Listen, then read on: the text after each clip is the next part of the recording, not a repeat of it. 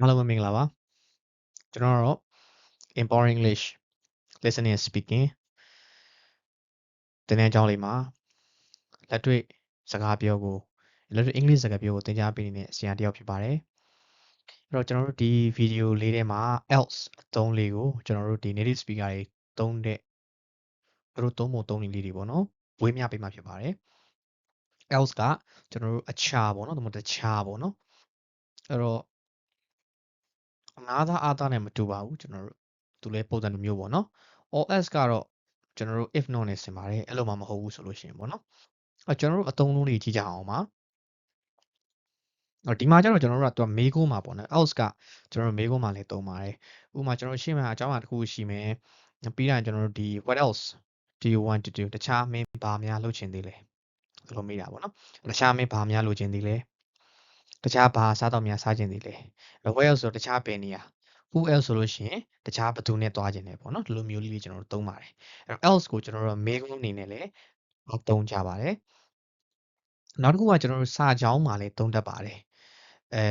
don't help me အဲ့တော့အတန်ထွက်လေး use ဆိုင်ပါကျွန်တော်တို့ help ကငရဲပေါ့နော် health ကကျန်းမာရေးပေါ့နော် help right အဲ့တော့ don't help me but you have to help somebody else ငါ့ကိုတော့မကူညီနဲ့တခြားတစ်ယောက်ကိုတော့မင်းကူညီရလိမ့်မယ်ဒီလိုပြောတာပေါ့နော်အဲ့တော့ကျွန်တော်တို့နောက်တစ်ခုကဒီ native speaker တွေကပေါ့နော် possessive ပေါ့တခြားသူတစ်စုံတစ်ယောက်ရဲ့ဟာရဲ့ဆိုတဲ့အဓိပ္ပာယ်ကိုကျွန်တော်တို့က of ပေါ့နော်ပုံစံပြောရမယ်ဆိုလို့ရှိရင်ဒီလိုပုံစံလေးတွေသုံးတတ်ပါတယ် that's not my shirt ရှက်မဟုတ်ပါဘူးနော်ကျွန်တော်တို့အဲ့တော့ငမန်းကို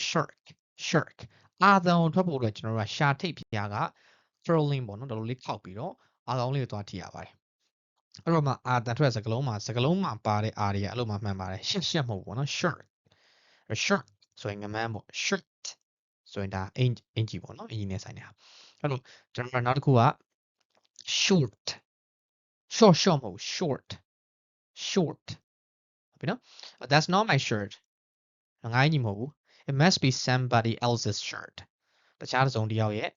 အင်ဂျီပဲဖြစ်ရမယ်အဲ့တော့ဘာဖြစ်လို့ it must be somebody's shirt လို့မပြောဘဲနဲ့ somebody else's shirt လို့ပြောတာလဲဆိုတော့ native speaker တွေအဲ့လိုမျိုးပဲသုံးကြပါတယ်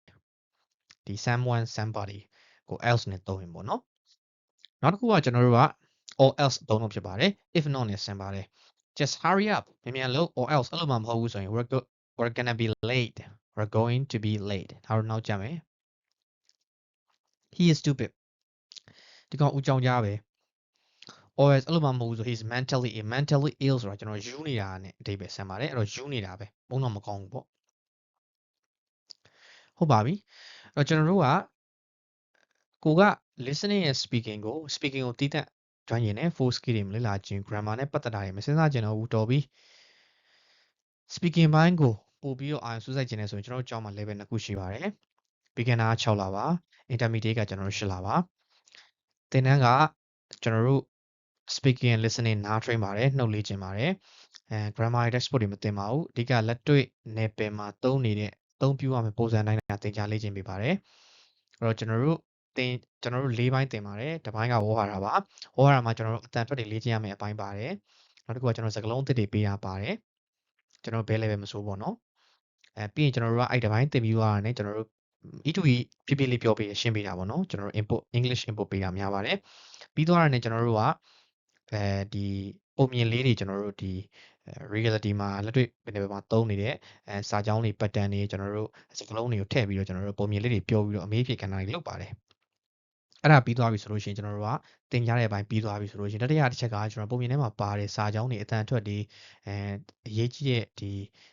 စာကြောင်းတိစောက်ပုံတွေမှားတတ်တဲ့အမှားတွေကျွန်တော်တို့ပြန်ပြီးတော့သင်တန်းသားတွေလေ့ကျင့်ဟန်တဲ့ဒီပိုင်းပါပါတယ်အကုန်လုံးကနှုတ်နဲ့နားနဲ့ပဲလေ့ကျင့်နေကြတာပါမြင်ရတာမပါပါဘူးအဲ့တော့ကျွန်တော်တို့မှာလေ့ကျင့်ပုံလေ့ကျင့်နည်း listening and speaking တီးတန့်ရှိပါတယ်ကျွန်တော်တို့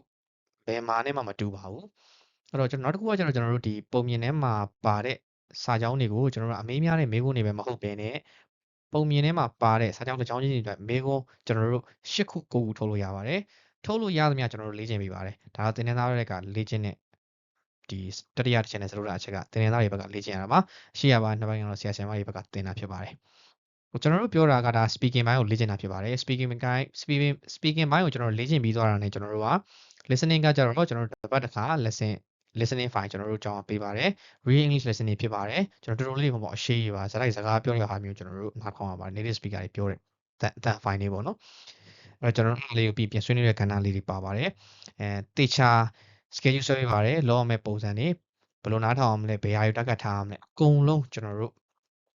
ပြောပြပေးပါတယ်အဲ့လိုလုံရင်းတန်းလန်းနေမှာကျွန်တော်တို့ကတေချာလေ့ကျင့်တယ်သူ့ level လိုက်ပေါ့နော် beginner ဆို beginner ကကျွန်တော်တို့ intermediate ဆို intermediate ပေါ့အဲ့လိုလေ့ကျင့်တန်းလန်းနဲ့ကျွန်တော်တို့မတိုးတက်လောက်တေချာလိုက်မှမတိုးလောက်ကျွန်တော်တို့ guarantee ပါပါတယ်တင်းတန်းကြီး reference ပြန်လုပ်ပေးပါတယ်ဒါပေမဲ့ကျွန်တော်တို့ပြောတဲ့အတိုင်းတော့လေ့ကျင့်ပေးရပါတယ်လေ့ကျင့်ပေးလို့မှမတိုးတက်လာဘူးဆိုလို့ရှိရင်တင်းတန်းကြီးပြန်အန်းတဲ့အစီအစဉ် reference ရှိပါတယ်ကျွန်တော်တို့တင်းတန်းအာမခံချက်ပါပါတယ်ဘာလို့ကျေးဇူးအများကြီးတင်ပါတယ်တင်းတန်းကြောင့်စိတ်ဝင်စားရဆိုလို့ရှိရင်ကျွန်တော်တို့39 4 2 63 4 2 60 4260 36188ကိုစုံစမ်းလို့ရသလိုကျွန်တော်ဒီ page Empowering English မှာလည်းကျွန်တော်စုံစမ်းလို့ရပါတယ်ကျေးဇူးအများကြီးတင်ပါတယ်